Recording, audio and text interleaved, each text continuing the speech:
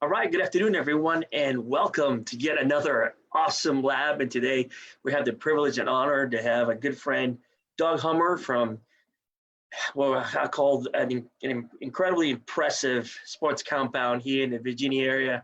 And today, Doug, I am also honored to have my good partners, Drew Swirsky and Tyler Holloway here. Doug, welcome to the lab. How are you today? Thanks. You forgot to mention the name of the business, Eric. Oh, I'm sorry. But this is He said it was fantastic. So the good chance, I'm glad you brought that up. So listen, I'm not perfect. This is so cool because we're live and we'll make mistakes. So I'm going to allow you the opportunity to tell us a little bit about what you do and where you work and all that good stuff so that Sure. I don't miss anything. No, that's okay. That's okay. So I'm the director of soccer for the St. James, which is a state-of-the-art sports, wellness, and active entertainment complex in Springfield, Virginia, which is about 20 minutes outside of Washington, D.C. And what the St. James is sort of a combination of world-class facilities, world-class leaders in sport, health, wellness, education. And we take all of this, we put it under one roof and try to provide an experience where when you walk in the door, we're going to ask you a lot of questions about where you want to get to and how we can help you be part of that journey. So there's a variety of things that are offered in our facility for kids and for adults. It's a 450,000 square foot facility. It was built over about an 18-month period. It opened in September of 2018. And then since that time, we've learned quite a bit about not only just the market, but what families are looking for, and families looking for an opportunity to spend time together in one central place, I think is one of the most important things that people like about our facility. They like the professionalism of our staff, and the fact that it's open 24 hours a day, 7 days a week doesn't hurt as well. So despite what we're going through right now with the COVID-19 pandemic, we still have plans to be back, and hopefully that will happen at some point in the next couple of weeks. And I tell you, it's with that, I've been there. I love living there. I love going there. I just love the whole experience. And I tell you, it's one of the things that I miss the most, especially with what's going on with the situation with COVID. So tell me, like from your perspective, and with all the things that are going on, how have you guys in your soccer organization been able to overcome some of the obstacles that we're facing to continue to stay in touch with your clients? Well, we've pivoted to technology in a way that we really didn't have as part of our business plan. Traditionally, our programs are, they're in person. So we work with kids and we work with adults to clarify sort of every stage of learning how to play soccer. When you are faced with no contact like we are now, you have to find innovative ways to utilize technology tools that promote more communication and use video, just like we're doing now, to teach. And so there's lots of things that we've been able to do through Zoom meetings like this, to the use of different software and different applications to allow kids to interact with their coaches, with their teammates, to set measurable and simple goals, because they're already at school online most of the day anyway. But to make it fun and engaging so that they can kind of see where they are, continue to learn new things that relate to the sport, and set goals that they can reach, despite the fact that we can't be on the field with them. We can't do traditional things. We're still engaging with them and also giving them feedback in the process. And I think that's, one of the lessons learned from this is that you get the feedback, but it's what you do with it that makes the most impact. So I think that's, for us, we didn't have that in our business plan, Eric, when we opened the door to be, a virtual soccer center for excellence. And now we are, and our coaches are continuously coming up with great ideas. We find that every club is really trying to do this, but what we're able to do, I think, a little bit differently than other clubs is we look at the whole athlete holistically. We don't just look at them as players, we look at them as people too. And we want to help them realize their potential. And that's part of what our mission is all about. That's great. I mean, I can imagine a lot of businesses are going through this right now. having to completely reinvent themselves in order to stay top of mind with all their clients and to continue to provide a big enough value proposition so that, that when we go back to the new normal, whatever that is, people are still engaged and a part of our businesses. Ty, what you got? I see you leaning. You have something to ask? Oh, I wasn't leaning, but yeah, I mean, I checked out the page at your website, and it looked like they were doing all sorts of stuff. I mean, they had shifted, and I know there was a lady who was doing yoga classes, and her videos were up on there. So I really think that's great, and I love the holistic part. Sometimes we get so much into sports that we try to drive, kind of the nail in there. And most of the athletes that I know that have been successful have a whole picture of their life. So can you tell us a little bit more about what a holistic package might look like, and what are some of the other things you might do with somebody that's getting into soccer and joins the club? Sure. So that's a great question. I mean, the idea of being holistic, Tyler, in my opinion, means that you're looking at the person, regardless of their age, their ability, even their interest, as a sort of a 360-degree evaluation. And with a child who's 3 years old, who's just starting out, it's driven by an engagement with mom and dad. So we build that into our model. But when we say holistic, it goes through the spectrum of learning. And that means elementary, middle school, high school, beyond college. There's always a way to continuously improve. And if you forget that, then the learning process it's not central to what you do. If you keep that in mind, then the feedback you get from the child is very important to you as a teacher, because you want to customize an experience to them that's uplifting, that's empowering, and that helps them become the leader of their own path. It's a guided process, right? But it's one that I think we look at the sport experience of it, but we look at really the development side of it too, because at the end of the day, if you bring your child to us, what your child is like today is going to be different from what they're like 2 weeks from now, or 2 months from now, or 2 years from now, because it's a long-term investment. That's what this is about: long-term player development, long-term personal development, and that's really what the St. James is all there for. It's beyond just sport. There are a lot of people that come through the door that we see who are looking for some sort of inspiration. And it could be that watching their child is an inspiration to do something different, do something better. I can tell you from looking at Eric, he's there a lot with his boys and his wife. I'm looking at him today. I don't recognize him. He's a totally different looking guy. He's 25 pounds lighter and slimmer, and I'm sure he's set new goals for himself every day. So, holistically, it's changed him, it's changed his family too. So that's, for me, that's the best outcome. I'm happy that kids play soccer. I'm happy that they play on teams and they do well, but really, helping each person achieve their goal, that's what we're here for. And that's why we exist. Drew? That's I'm sorry, go ahead.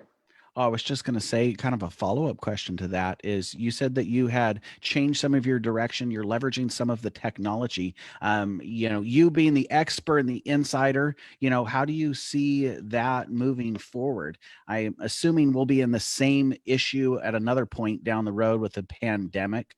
Is that something that you guys are now integrating into a long-term business plan, or where do you see that tech going when it comes to your business? Well, it is integrated, and it's not going anywhere. I mean, it's a part of how we measure performance, but really the performance that you're looking for is decision making.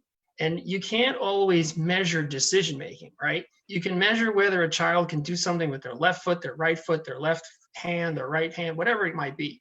But, challenging each child to do something differently and then capturing that through technologies means that you have to keep up with the technologies. You got to see what's out there. You got to try different technologies and see if they work. Some do, some don't. And it's not just about capturing kids on video. There's more to it than that.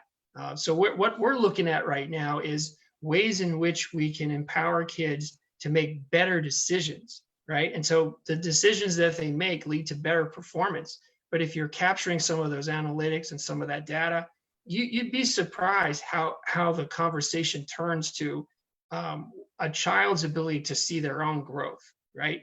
And that, to me, is what's going to change the business. It's not going to be just so you have X number of training sessions a week that lead to a game. There's more to it than that. And I think that's where this, the new normal, as Eric talked about, is going to be more intensive in the use of technology as a part of the educational experience of sport. And for us to grow and to scale, we want to be a national brand, and we want to be able to take what's happening in Washington and apply it to other St. James facilities and markets across the country. So this is a perfect time to sort of test those assumptions, but also look at other products that are out there and see which products best suit the needs of our customers.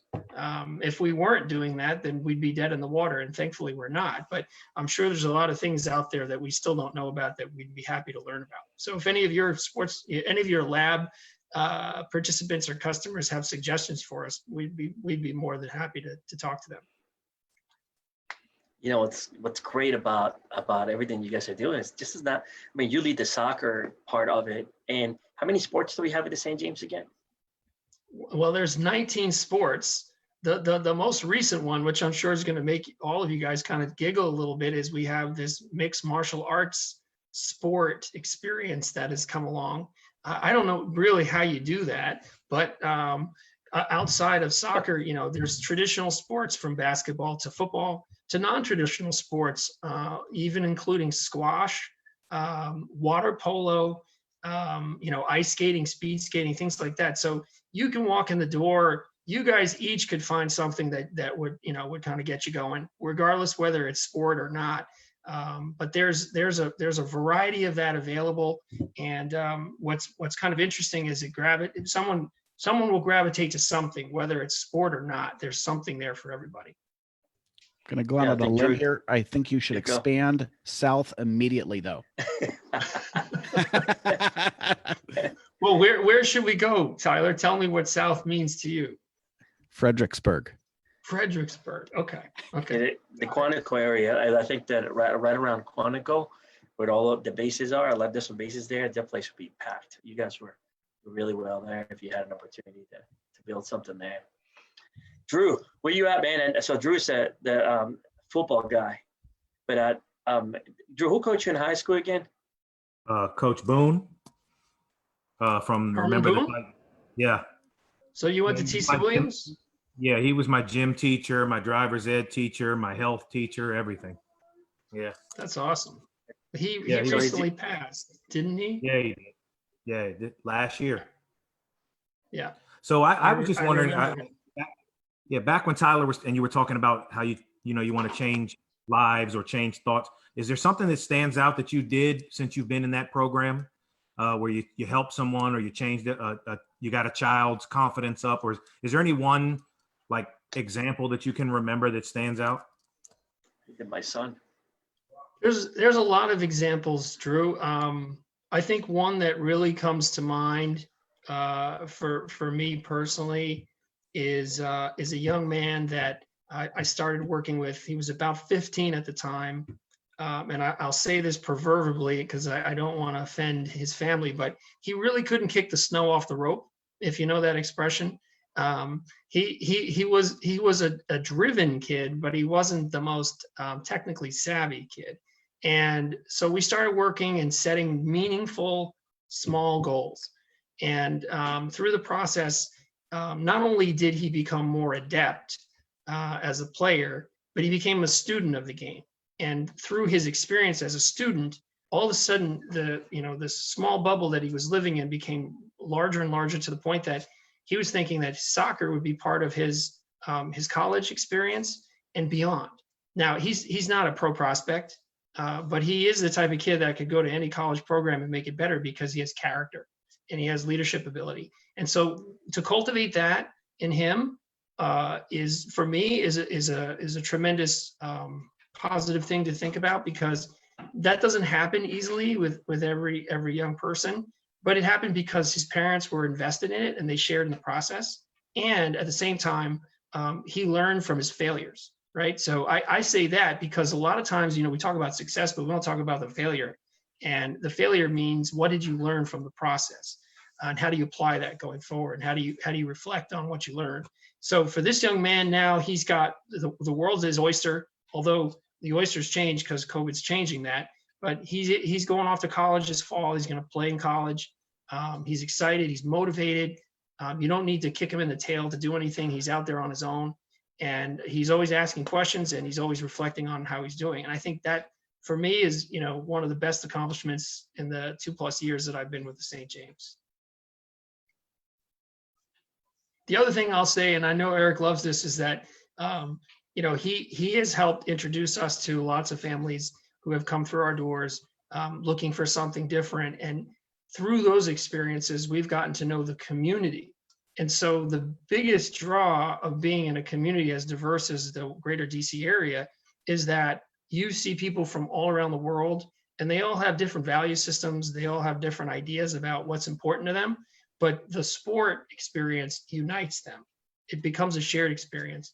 And that is also a great, great feeling, because when we opened, you know, we had a huge grand opening, but then for months, we didn't have many people coming through the doors. And it took, you know, grit, determination. It took a lot of blood, sweat, and tears to actually pull it together. But as we build that family, those are the people that really believe in us, and we have to do the same. We have to believe back in them. Yes, I mean, that's one of the things that I love the most about the St. James is the fact that, I mean, you run into people there from all over the place all the time. I go in there and not expecting to see someone, and people from Maryland, people from Virginia, people from DC, and just walking around, and I mean, nothing but smiles on their faces. And when you finish with a sport and you could go do another one, have lunch, and just relax and just feel like it's home. It feels like it's home away from home, and that's really outstanding. So let me ask you. So I know your work ethic. I think you practically live in the St. James. I think you probably have a tent in a soccer field somewhere that we don't get to see every day. What is it that you love most about, you know, showing up to St. James every day and being the leader of the soccer club, or the director of the soccer club? Well, I would say the thing I love the most is that it's a mountain. You know, and you're at like the bottom of the mountain. You're nowhere near the top. And if you're going to try to get to the top, you got to have a strategy. And so every day I'm challenged to think about something that's coming my way, or maybe could be coming my way, whether it's an animal throwing a rock at me, or the earth moving, or the loss of business, like what we've gone through. I mean, all of this is the challenge of why you go to work every day and why you work hard. And I can tell you guys, I'm sure you guys know this, that you know, sometimes a day may seem like 8 hours, but you're really working 16. And I've had a lot of those days, a lot of those days where, you know, I almost lost my voice, because I'm in the office working on management and other directives. And then later in the day, I'm out on the pitch and I'm coaching kids and I'm training classes, and then I'm back in the office after that. And those are long, grueling hours, because you're trying to get up the side or the path to the top of the mountain. And I'm not there yet. And I don't think any of us are that are at the St. James, but we're aspiring to be, you know, because we want to get closer to the pinnacle and be able to say, you know, this journey has been a shared experience. And it's one of many mountains that we're going to climb. And we climb one here in DC, maybe we'll climb one down in Fredericksburg, or we'll climb one somewhere on the West Coast. You just never know. So I think for me, you know, to answer your question, Eric, that's kind of the best part. The other part of it, frankly, is the people. You meet some really interesting people. Sometimes people that you kind of have to put your head down for a second and say, oh my goodness. That was good. We all do. Yeah. I work with one of those guys, man. Oh, Oh, you goodness. do? Please do say their name so that way we know it's not Tyler. All right, go ahead. Go ahead. Hey, so how many folks do you have working with you in the soccer program currently? Well, when the staff is at full peak, we have over 20 people that are working with us. We have a community, just over 600 kids that we work with that are part of the St. James FC Virginia side, which is the most competitive side, travel soccer, academy soccer, that type of thing. And then we also have a Center for Soccer Excellence, which is our school model. And there are about six or seven teachers besides myself that are involved with that project. So at any given point, it's well over 20 people, and we stretch from Fairfax County all the way to Loudoun County. So we have programming in both locations. And it's been an interesting experience doing that and learning about the differences between the two locations, and just kind of how people interact and so forth. But that should give you a pretty good idea of how it's set up. Absolutely. I mean, so it makes me wonder, what are the biggest challenges that you're having right now when it comes down to communication with your staff, since in different locations and with all the changes that are going on?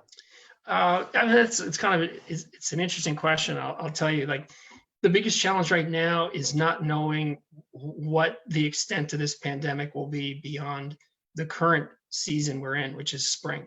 So we haven't been able to play any matches since March, and we don't know if we're going to be able to play any matches in the summer, for that matter.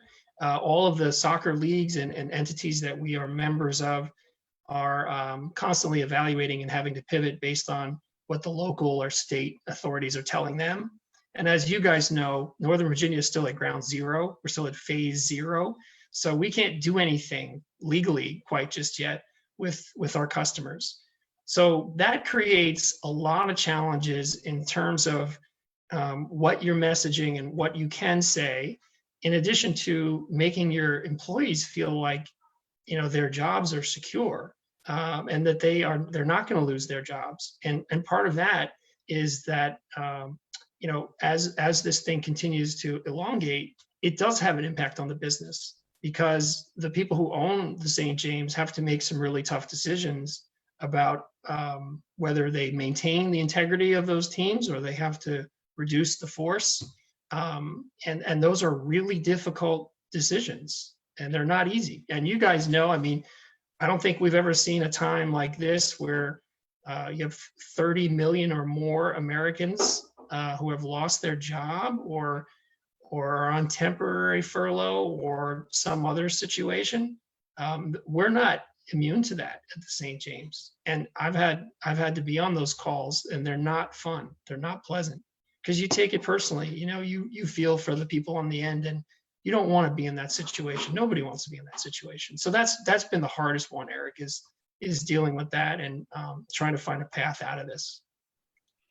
Absolutely. I think we all feel that way. I mean, we're all having to make hard decisions in our businesses, and all we can do is just take it a day at a time and do the best that we can to continue to work with our clients and the people in our organization to keep them in the fight, right? Because, God willing, all this will be over soon. Now, we're going to completely shift. We're in a time in the interview where we are going to go into the rapid fire. So Okay. I hope that you're ready. Drew is going to formulate some questions for you, and you just have to answer them as fast as you possibly can. All right, I'm going to put my hat on for this, Eric. There you go. Oh, there you go. DC United. There you go. That's what I'm talking about. Yeah. Vamos United. Yeah. All right. Don't get a red card here. All right, you ready? Adidas or Under Armour? Under Armour. Favorite soccer? What's that, Drew? Favorite soccer team? Arsenal. Favorite soccer player? Thierry Henry. Striker or midfield? Midfield. Favorite quarantine meal? Sushi. Last show you binge watch? The Americans. Favorite movie? That's a tough one. Yeah, it is. Man, boy, that is a hard question. Top of head, I would say The Hunt for Red October. Ooh, good one. Okay. Last book you read? Last book I read, well, I'm reading one right now called Good to Great. Great book. Now, this is a loaded question, but what's the pro sport you miss watching the most on television? Tennis. Oh, wow. What? All right, well, thank you. That one caught me off guard. All right, we're done. Thank That's you. like, what? All right, awesome. So, Doug, we really appreciate you. So before we go, we always let our audience know what's the best place to find you. So if you please just share your information with them, that would be great. Sure. Where can they Sure. find you? So if you're looking for more information about the St. James or our soccer or futsal programs, you can visit our website, simply thestjames.com, thestjames.com. Or if you want to send an email, you can email us, which comes directly to me at soccer@thestjames.com. Those are the two simplest, easiest ways to find us. You can find us on social media as well. We're on Instagram, we're on Facebook, we're on Twitter. I think we even have a YouTube channel as well. So you can find us if you just do a quick search. Outstanding. Doug, we want to once again thank you on behalf of our partners, Drew Swirsky from the Elite Real Estate Group, Tyler Holloway from the PC United for activity coaching program, and yours truly, MAPS Business Coaching. Thank you for being here today. And we look forward to continuing to see the St. James grow and continue to change lives with your great sports programs. Once again, thank you. Guys, thank you. And Drew, I have to say, if Eric can keep the beard off, maybe you should join him in that effort too. You and Tyler, man. Maybe next time I jump on, you guys will be clean shaven. He was yelling at me for shaving the other day. Not a bad thing. It might be worse next time you jump on. It might be down to here if I don't. He's going for the Duck Dynasty, just so you know. Gotcha. Well, it was a pleasure talking to you guys. Thank you for having me on your show. Thank you. Thank you, Doug. Appreciate you. You Have guys a great take day. care. Bye now.